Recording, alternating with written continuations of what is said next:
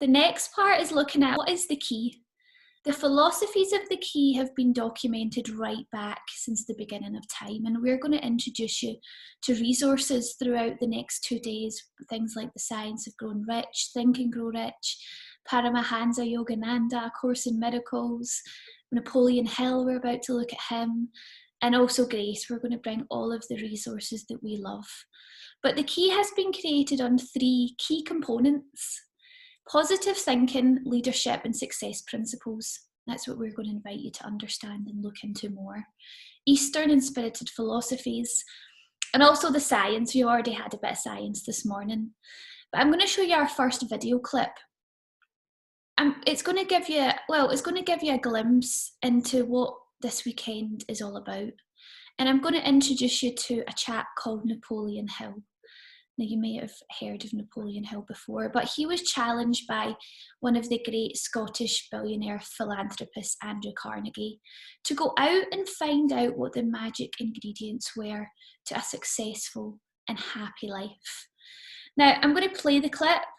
While you watch any of the clips that I put up or we put up this weekend, I'm going to ask you to be very present when watching them. I'm going to ask you to hear them, see them, feel them, and experience them. And naturally, maybe when you watch the clips, you might want to share something. So after the clip, it might be a time if you want to raise your hand, say something you felt, or pop it down in the chat box. My search led me to the study of the spiritual forces with which all of us are blessed. And it was in this field that I came upon a clue which has enabled me to help millions of people to find their earthly destinies. I want to describe my discovery in the simplest terms possible, because it will reveal to you why it is true that whatever the mind can conceive and believe, the mind can achieve, regardless of how many times you may have failed in the past or how lofty your aims and hopes may be. I caught my first fleeting glimpse of the profound law which provides the means by which we may choose our own purpose in life and attain it, while I was being coached by Andrew Carnegie during the organization of the Science of Success philosophy. I had just finished telling Mr. Carnegie that I feared he had chosen the wrong person to give the world the first practical philosophy of personal success because of my youth, my lack of education, and my lack of finances. Well, at this point, Mr. Carnegie delivered a lecture that I shall never forget, because it changed my entire life and paved the way for my helping to change the lives of millions of people, some of them not yet born. Let me call your attention to a great power which is under your control, said Mr. Carnegie, a power which is greater than poverty, greater than the lack of education, greater than all of your fears and superstitions combined. It is the power to take possession of your own mind and direct it to whatever ends you may desire. This profound power, Mr. Carnegie continued, is the gift of the Creator, and it must have been considered the greatest of all of his gifts to man, because it is the only thing over which man has the complete and unchallengeable right of control and direction. When you speak of your poverty and lack of education, Mr. Carnegie explained, you are simply directing your mind power to attract these undesirable circumstances, because it is true that whatever your mind feeds upon, your mind attracts to you. Now you see why it is important that you recognize that all success begins with definiteness of purpose, with a clear picture in your mind of precisely what you want from life. Then Mr. Carnegie continued his speech with a description of a great universal truth which made such an impact upon my mind that I began then and there to give myself a new outlook on life and set up for myself a goal so far above my previous achievements that it shocked my friends and relatives when they heard about it. Everyone, said Mr. Carnegie, comes to the earth plane blessed with the privilege of controlling his mind power and directing it to whatever ends he may choose. But, he continued, everyone brings over with him at birth the equivalent of 2 sealed envelopes, one of which is clearly labeled, the riches you may enjoy if you take possession of your own mind and direct it to ends of your own choice. And the other is labeled, the penalties you must pay if you neglect to take possession of your mind and direct it. And now let me reveal to you, said Mr. Carnegie, the contents of those two sealed envelopes. In the one labeled riches is this list of blessings. 1, sound health. 2, peace of mind. 3, a labor of love of your own choice. 4, freedom from fear and worry. 5, a positive mental attitude. 6, material riches of your own choice and quantity. In the sealed envelope labeled penalties, Mr. Carnegie continued, is this list of the prices one must pay for neglecting to take possession of his own mind. 1, ill health. 2, fear and worry. 3, indecision and doubt. 4, frustration and discouragement throughout life. 5, poverty and want. 6, and a whole flock of evils consisting of envy, greed, jealousy, anger, hatred, and sin. Why I share this with you is for 2 reasons. You've got a choice. I love that. Do you love that, Daniela?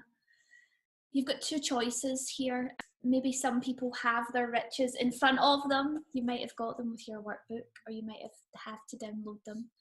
But this is at the point of the course where there's an envelope marked riches and within your workbook, and we're going to look at your workbook throughout this weekend as well. There's 2 reasons here, and you're going to become aware of the reason of choice. Which envelope would you rather take? The envelope marked riches or the envelope marked penalties? This is this idea and what we love at the Key. So maybe you have your millions. Has anyone got their millions? I'd like to maybe see them. Anyone got some? Louise, I see yours. Lorraine, Daniela, oh yeah. Money, money, money, money. So feel them, touch them, rub them. How do they feel? Just take a wee moment to be present with them. It's really important. Open the envelope marked riches and just touch them. And it's this whole idea that, well, what I love about the Key is that this money, so we've got health, wealth, happiness, and love. That's what the Key represents to me. This money represents more than just material wealth. It represents abundance. And abundance is just an energy. So therefore, wealth, health, happiness, and love, they're all just energies.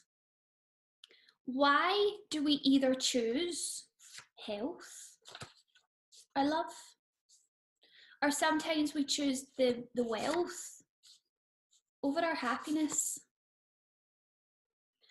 What I love about the Key is why can't we play with this idea or trust the idea or deliberately create from the idea that we can have it all. We don't need to choose either or none. The Key is about expansion, not lack or contraction. The Key is about having it all. And that's what I love about it. I never choose one thing or the other. I always choose to believe that I can have it all. I can have the health, the wealth, the happiness, and the love. And if you feel uncomfortable with that, then you're in the right place. Or if you love that idea, you're in the right place. I want you to start to just look at this, even look at these pieces of paper. They're more than just paper. They're energy, they're potential that we can expand. And we can expand these energies at any point. And it's actually okay to choose it all. This money simply represents the size of your belief and your consciousness around health, wealth, happiness, and love. And when you really begin to understand that and begin to understand that these philosophies that we're going to take you through this weekend will give you the ability to create it all and more, that's something quite exciting. So play, hold them, kiss them, love them. Diana, love that. But do keep them in your purse. I mean, I've got ones in my purse that are like broken up. people don't give these millions out lightly. I'll tell you that right now. These are like gold dust. People love them. But something that I do quite often, I've got them in my Eileen Caddy as bookmarks. They're everywhere. They're on my door, behind my desk. They just give me this sense of hope, this sense of reset, this change in energy. That's what's really important here. This is what this represents. So hold them and just set a wee intention just now. Set a wee intention that you have the ability to create and have it all. But trust that there's a process to all of this, and that's what we're here for this weekend, to take you through that process. And as I said at the start, I feel privileged to be taking you through everything that I love. So keep a hold of your millions tight. Choose the riches in life. Don't put yourself into the penalties, because we can have it all. How does that sound? Good place to start. Liz, you don't want to let go of them, do you? Okay, brilliant. I want to start, before we get into probably the main key philosophy of awareness, which Christine's going to take you through. I want to start with Eileen Caddy. Now, Eileen Caddy is, well, it's a book that we love. I don't know where you found this, but you have had this for years, and we've introduced it into the key. And I want to start with a reading from it now. Eileen Caddy, so this might be something you want to get. It's a lovely book. Mm-hmm. The key might be bringing one out soon of our own. Were you going to say something? No, I'm just listening. Okay. So yeah, this is a book called Opening Doors Within, and it's from the founder of Findhorn. Now, Daniela, I don't know, you're in Switzerland, I don't know if you know Findhorn, but it's a place in Scotland. It's an eco community, an eco village, and it's one of the first in the UK, I believe. And she created this beautiful book. Now, it's just daily reading, so just every single day you've got a little passage, and it's the perfect place to start. We're going to talk about creating a space, or on mentoring anyway, the mentoring program we teach, creating or preparing a magical morning. And there's a huge power into, well, where you put your energy, your focus and your attention, and that comes down to the resources that you read. Now, these readings, they're so powerful, and whatever day you pick it up, you can either read the day that you're on, or you can just flick through and let's see where it arrives for you. It's beautiful. But I want to start with this one, and I want you can maybe close your eyes and just listen and see what you take from it. Because today we're starting with a new space. That's what we call the key, a space to create. And if you haven't already, I want you to remove any form of limitations that you have on yourself, and just start with a blank sheet of paper. That's what's really important this morning. So here's the first passage from Eileen Caddy.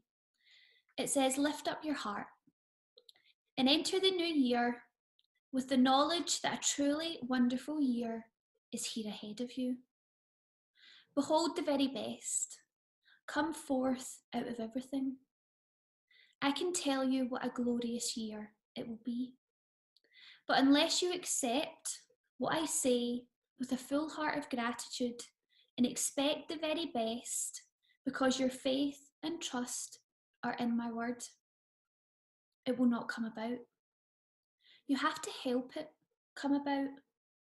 You have to hold on to my wonderful promises and believe. It's not a question of believing with your mind. You have to believe with your intuition, with that inner knowing that comes from the highest. Visualize me going before you to prepare the way, making the seemingly possible become probable. Only the very, very best, the perfect, is for those souls who truly love and trust in everything. Oh, I just love that. And I think it's really important for just now that, as I said, coming out of your comfort zone, seeing a different perspective and seeing a different way, especially this year, you've got to hold on to the wonderful promises that you are. You've got to hold on to that potential that you are, and trust and have love in gratitude that it can all change. So that's another wee intention. You'll get quite comfortable and know that we love to set intentions at the key. But let's start with the meaty part of the key, I like to call it, which is awareness. And our next key philosophy. So we've already touched on so much already. How's everybody feeling? Let's have a wee gauge. How is everyone feeling? Give me a out of 10 energy wise. Are we feeling good? Do you need a wee shake? Give yourself a wee shake. Rebound. 9, feeling good.